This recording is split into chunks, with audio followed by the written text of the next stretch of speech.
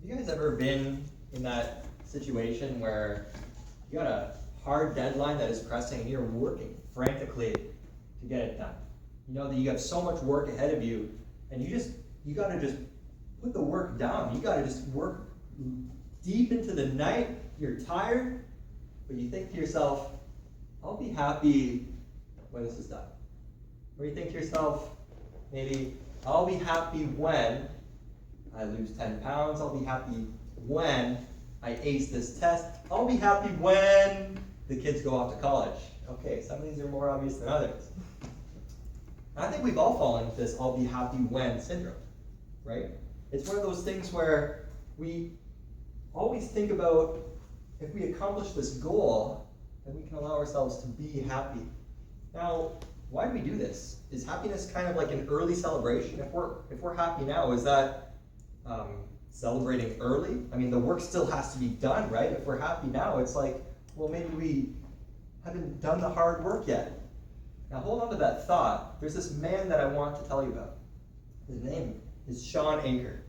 Now, Shawn, he had this huge goal, and he thought it was probably impossible. He wanted to go to Harvard University. And there are two things. He didn't think, for one, that he would get accepted, and two, he didn't have any money. Neither did his parents. But his friends dared him, and they said, why don't you just try it anyways? Just try to apply, see what happens. As Wayne Gretzky said, you miss every shot that you don't take. And he said, okay, why not? So he applied, and a couple weeks later, he got a message back, and he got accepted to Harvard University. Still half the equation. Still didn't have any money. Neither did his parents. Last time I checked, going to Harvard cost about the same amount of money as a tropical island. So there was a problem there. A couple weeks go by though, he keeps his eyes open. What does he find? He finds a military scholarship that he wants to apply for, and he does. A week later, he finds out that he got it. He won. And all of a sudden, that which had been impossible in his mind before had just become a reality. He was thrilled. I mean, this is Harvard University. This is one of the most sought-after universities in the world. He was stoked. And when he got there, so were all the other students. After all, it's Harvard. Who could be not excited about being at Harvard? Who couldn't be happy? And he was thrilled, and for weeks this went on. But as weeks went by, he noticed a trend. He was still thrilled at the opportunity to be there, which was amazing. But some of the other students, they started to get weighed down by the stresses, and the competition, and the complaints, and all of the different things weighing down on their shoulders.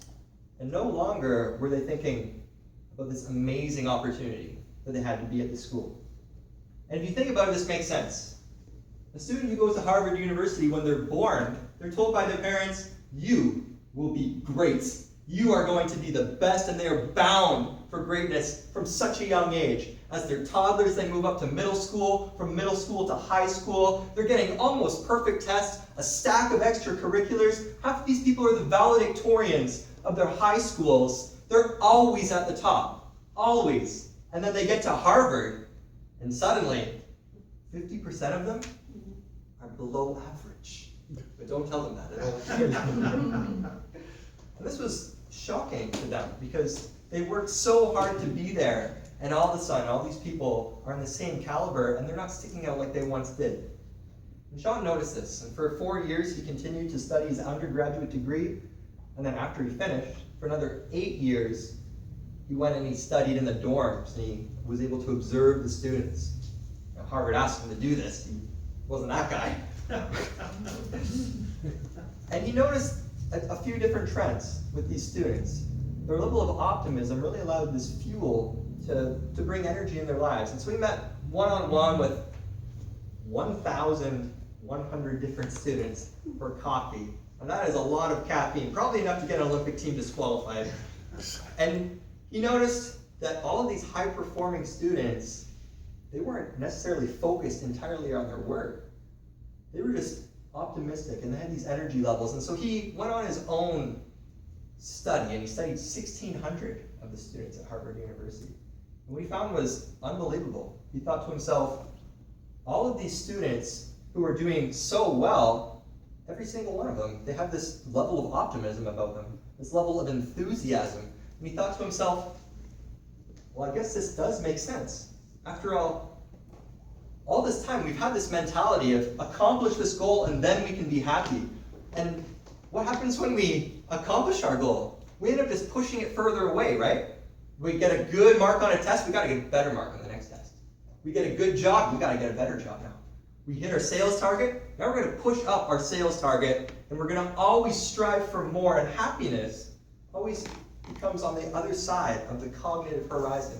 And he thought to himself, well, what happens when the formula's switched? What happens when it's reversed? What happens when we're happy in the present, like all of these students? And he found some incredible information. He found that people who are present and happy, they have higher levels of energy, higher levels of creativity, higher levels of productivity. They're more resilient, they have less burnout. There were so many. In fact, every single business outcome had increased. Every single one. And you might say to yourself, okay, well, by how much? If it's a little bit, then it doesn't really matter. In terms of just productivity alone, Professor Etchy, who wrote the book, Why We Do What We Do, discovered that when people were in a workplace where they were given recognition and encouragement on a daily basis, or at least regularly, they had a 31% increase in their productivity alone, just from that. When doctors were measured for their speed and their intelligence, there was an article in 2001 written from the Journal of Consumer Psychology that studied these 3 different groups of doctors. The first set, they were primed to be happy. You got a sucker. That was all. It was just a piece of candy. Versus another group who were primed neutrally. They were able to read some medical literature. And the third group who was not primed at all. And what they noticed was incredible. These doctors who were primed to be positive, they were able to find the correct diagnosis in half of the time. And also, they were 19% more accurate in what they were actually looking for. Now, this is amazing, but how about something like sales? Well, Dr. Martin Seligman from the University of Pennsylvania did a study on MetLife insurance. And he found that all factors held equal. The amount of experience that all these people had, the amount of hours that they put in, their know-how, all of these held equal. One difference, those who had a positive mindset, those who had that optimism about themselves, they found that there was a 37% difference just in the amount of sales that they did. All other things held constant. And what does this mean? This means that if we reverse the formula, we're able to accelerate our way to these desires that we have. And we may be thinking to ourselves, okay, that's great for the happy people over there, but what if I've been struggling lately? What if I've been going through difficulties? What am I supposed to do? Fake it? Well, you could fake it. But there are 5 very simple and very practical applications that Shawn studied. And in fact, so practical that after only 2 minutes in these activities for 21 days, their brains were able to start to rewire and able to look at the world from a different perspective. Okay, now what were these things? The first one was to have a gratitude journal. Every day, writing down 3 things for which we're grateful for. And what this did was it allowed them to scope for the world for the things that were positive. Instead of allowing ourselves to become a victim of our needs and our desires, they were able to transcend these needs and desires and look and be able to change their reality.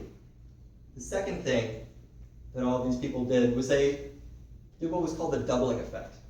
Now, say we have an amazing moment that we had through our day. At the end of the day, all we had to do is reflect on that moment. And when we reflect on that one good thing that happened in that day, a lot of our senses are activated because our minds are able to bring us back there. And it's as though we're able to relive it, giving it double the effect. The third was small acts of kindness, just simple. And so what the people in his studies did was they would open up their email inbox, and every day they would send a 2-minute message of praise to somebody in their social circle. Something so small, so easy. The greatest part was they were so happy even before they ever heard a response. They were just, I feel so good about myself. They could have even sent it to the wrong email address. Nobody would have even known. The fourth, and as we know, was meditation. And just 2 minutes of meditation per day was able to have amazing results as is able to disconnect them from the cultural ADHD that our society has really brought upon us, with all these things coming at us from all different directions, and allowed to build gray matter in the left prefrontal cortex, and this is where we're able to cultivate these feelings of happiness. And there was just a dramatic shift. And the final one, and this one blew my mind, was exercise.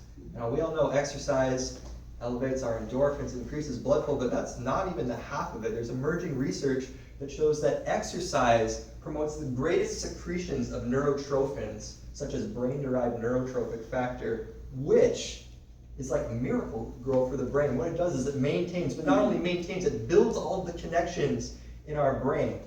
And its BDNF is heightened during levels of exercise. And there was an amazing study that was done where participants were being treated for depression. So the first group, they were being treated using an antidepressant. The second group, they were being treated with 45 minutes of exercise 3 times per week. The third group was treated with both.